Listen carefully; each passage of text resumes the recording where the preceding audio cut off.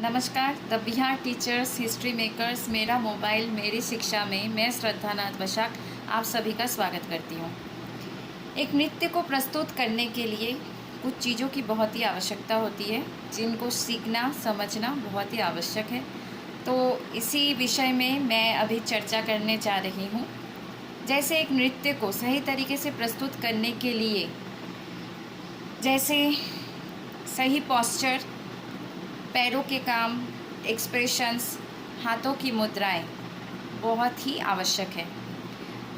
मैंने जैसा कि मेरे पहले वीडियो में भी एक्सप्रेशंस के बारे में आपको बताया है, और आप मेरे सारे नृत्य को देखेंगे, दोनों को रिलेट करेंगे तो एक्सप्रेशंस के बारे में आपको पता चल जाएगा। और जैसे आज मैं बोल लूँगी कुछ मुद्राओं के बारे में। कथक नृत्य में कुछ बेसिक्स मुद्राएं हैं, उनमें से मैं कुछ के दो तीन के बारे में आज थोड़ा सा चर्चा करना चाहूँगी।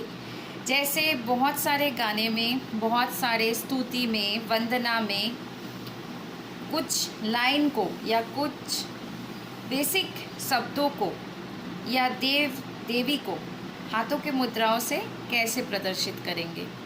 तो जैसे कथक नृत्य के कुछ जो मुद्राएं हैं, उनमें से है पताक या पताका, जिससे राजा, महल, झंडा, सूर्य इत्यादि को दर्शा सकते हैं। वैसे हो गए त्रिपताक या त्रिपताका, जिससे भिक्षा मांगना, शरीर, सूर्यास्त, संबोधन इत्यादि को दर्शा सकते हैं। वैसे हो गए ये हंस पक्ष। हंस पक्ष का प्रयोग कब करेंगे? जैसे गाने में अगर पुकारने का स्टेप है तो ऐसे, मतलब ये हंस पक्ष का प्रयोग हम कर सकते हैं पुकारना, मित्र, हवा इत्यादि में। तो जैसे हवा ऐसे दिखा सकते हैं ना, फिर ऐसे पुकारना। तो ये तो हो गए कुछ बेसिक्स मुद्राओं में से दो तीन मुद्राएं।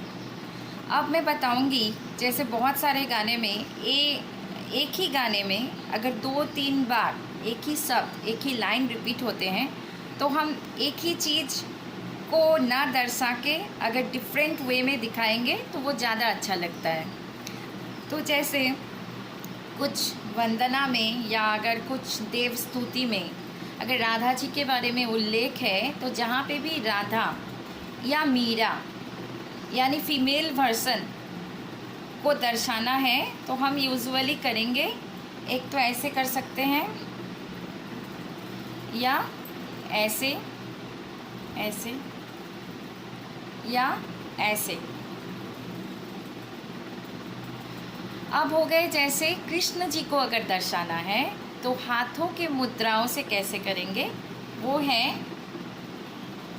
तो ऐसे, फिर ऐसे, फिर एक हाथ से भी कर सकते हैं।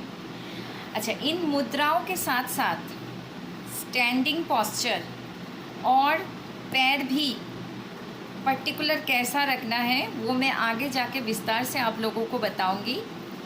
और जैसे शिव जी को अगर दर्शाना है तो ऐसे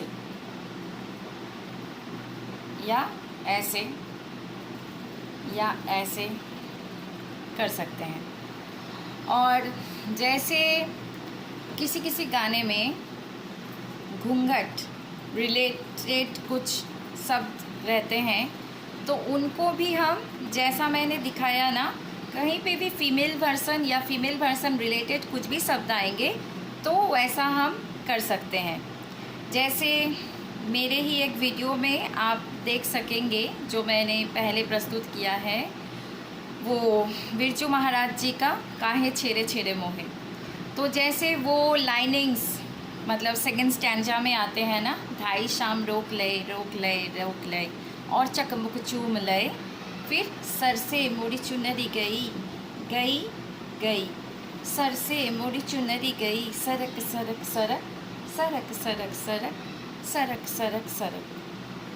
तो ऐसे हाथों से हम बहुत सारे मुद्राओं से, सही तरीके के मुद्राओं से हम पूरे गाने को, पूरे लाइनिंग्स को सही तरीके से दर्शा सकते हैं। तो आज मैं बस यहीं तक समाप्त करती हूँ।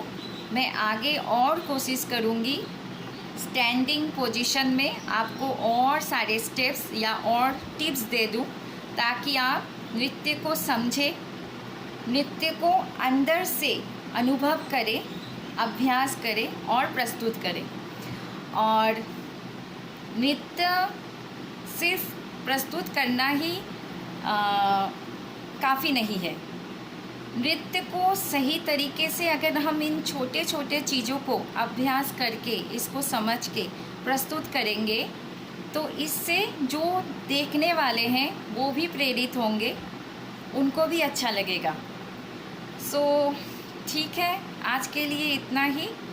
फिर मैं जल्द ही आपको बहुत सारे स्टेप्स भी बताऊंगी। धन्यवाद।